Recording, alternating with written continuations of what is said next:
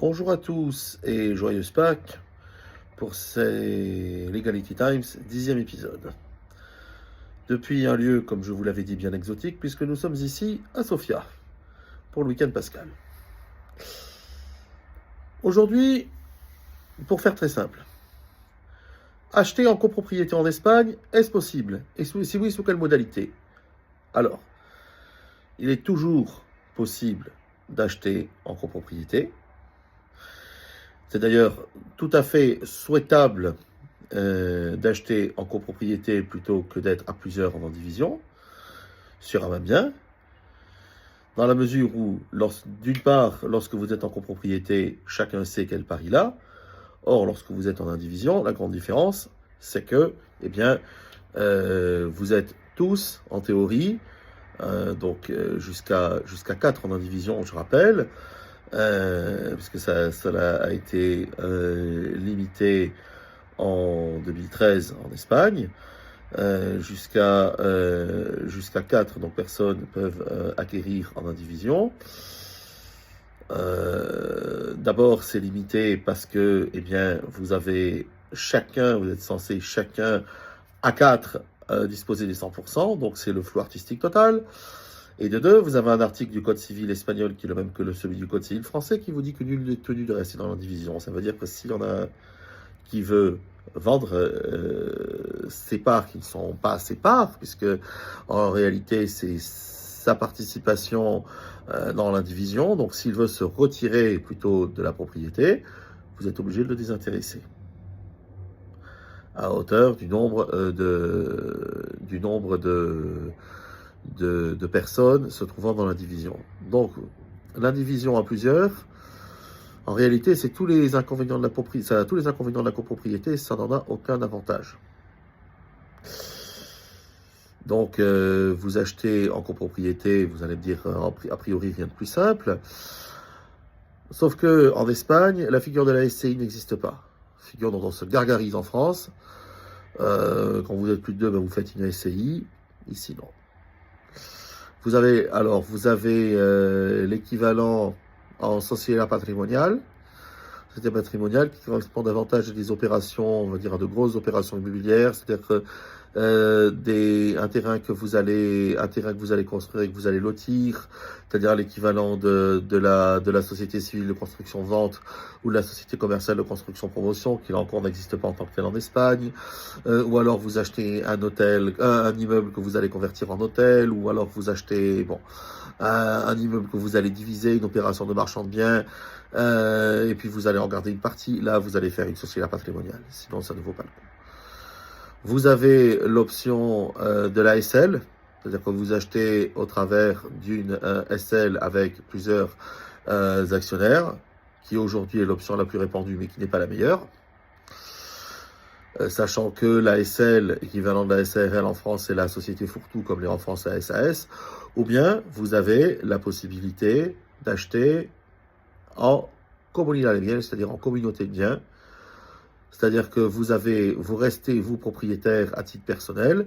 Seulement, fiscalement parlant, c'est la comunidad de bienes qui n'a pas la personnalité juridique en soi, qui n'a pas la capacité d'ester en justice, mais qui, fiscalement parlant, est autonome. Donc là, on va retrouver les avantages de la copropriété, sachant que vous allez rester, vous, propriétaire en votre nom personnel. Autant en France, quand la SCI est propriétaire, c'est bien la SCI. Alors que fiscalement parlant, vous répondez vous à titre personnel les revenus de la SCI. Là, c'est l'inverse, c'est-à-dire que les revenus provenant de la communauté des biens seront taxés de façon autonome, tandis que vous restez vous propriétaire à titre personnel. L'indivision à plus de 2, c'est une très mauvaise idée. Déjà, autrefois, on pouvait être en Espagne jusqu'à 10 dans l'indivision. Et ce qui s'est passé, c'est que la formule a beaucoup séduit. On s'est retrouvé avec jusqu'à 10 copropriétaires sur des appartements ou des chalets de montagne dans les Pyrénées ou des appartements sur la Méditerranée ou dans les Baléares ou dans les Canaries. Et on s'est retrouvé fatalement à un moment donné avec l'un qui voulait s'en aller. Et c'était tout un bings, pour pas dire tout un bordel, parce qu'il fallait le désintéresser. Et il fallait donc, n'ayant pas souvent les moyens de désintéresser, il fallait vendre. Donc, situation inextricable. 2 personnes maximum, la division. Au bout du 3e, vous constituez ce qu'on appelle une comunidad de bienes. Ne commencez pas à vous emberlificoter, à acheter via une société étrangère. D'abord parce que il faudra que cette société ait une succursale en Espagne si la société n'est pas une société d'un État membre de l'Union européenne.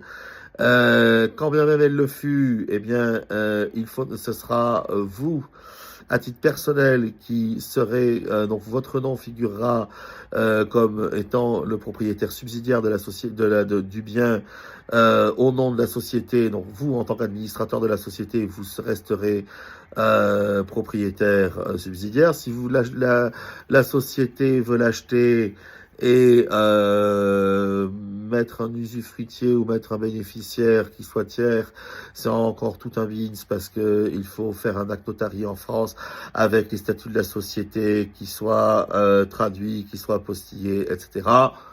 Un bon montage de société en Espagne. Surtout, rien à voir. Moi, je conseille toujours de ne pas commencer à s'emberlificoter dans les filiales, dans les succursales, dans les sociétés mères, les ci, les là. Vous partez de zéro, vous montez votre société, vous montez votre SL, 3 000 € sur le capital, et vous achetez votre bien via cette société. C'est pas la meilleure solution, mais c'est la plus simple et la plus efficace lorsque vous tenez absolument à acheter via une société, parce que parce que vous ne voulez pas que votre nom apparaisse, ou parce que tout à fait possible. Hein. Voilà. À ce moment-là, on monte sa société depuis zéro en Espagne. Le modus operandi est relativement simple. En 2 mois, c'est monté. Et le mois suivant, vous achetez au nom de cette société, vous donnez un pouvoir de représentation notarié à quelqu'un qui soit sur place, avocat, restor ou autre, et puis vous le faites de cette façon-là. Ne commencez pas, encore une fois, à vous compliquer les choses, à vouloir investir via des succursales, via des holdings étrangères, ceci, cela. Vous montez votre société votre SL en Espagne, un point, c'est tout. L'interdiction d'exercer le commerce, dont peuvent être frappés certains dans d'autres États membres de l'Union européenne, ne s'appliquera pas en Espagne pour ceux qui procéderaient de cette façon-là, parce que ils ont eu une société qui a été mise en faillite, parce que ceci, parce que cela, et que on tient à externaliser les fonds pour rester dans la jolie ellipse. Voilà, sachez que là-dessus il n'y a pas de restrictions. Donc les restrictions qui pourraient s'appliquer dans d'autres États membres de l'Union européenne ici ne s'appliqueront pas. Par contre, encore une fois, n'achetez pas via une société pour le plaisir d'acheter via une société. La société est tenue à des obligations comptables, elle est tenue annuelle, qui ne sont pas très lourdes, mais enfin, il faut y penser. Elle est tenue à un certain nombre d'obligations auxquelles la communauté vierge n'est pas tenue. Donc, encore une fois, si c'est une question de ne pas voir apparaître votre nom, vous investissez dans une société. Sinon, vous faites à partir du moment où vous êtes plus de 2, vous faites une communauté vierge. Tout simplement. Voilà. On m'a demandé d'être court ce coup-ci. Alors, je suis court. J'avais 10 minutes pour convaincre. Elles sont pratiquement épuisées. Dernier conseil. Ne vous laissez pas décourager en ce moment par une conjoncture un peu morose. Les prix sont en train de stagner. Là, il y a même une certaine descente qui s'est amorcée, en particulier alors pas aux Baléares, mais sur Barcelone et en Catalogne, notamment avec le durcissement de l'imposition. On sent une très légère descente qui s'est amorcée. C'est peut-être le moment d'investir, justement. Voilà. Sachant pour le coup que l'exonération propre aux sociétés de marchands de biens en Catalogne a été supprimée. Donc ça, cet avantage-là, vous le prenez, vous l'oubliez, malheureusement. Merci la Généralitat et le Parlement, et merci le gouvernement de gauche. C'est comme ça, toujours plus d'impôts. Enfin, joyeuse Pâques, et à tout bientôt. À la semaine prochaine. Au revoir.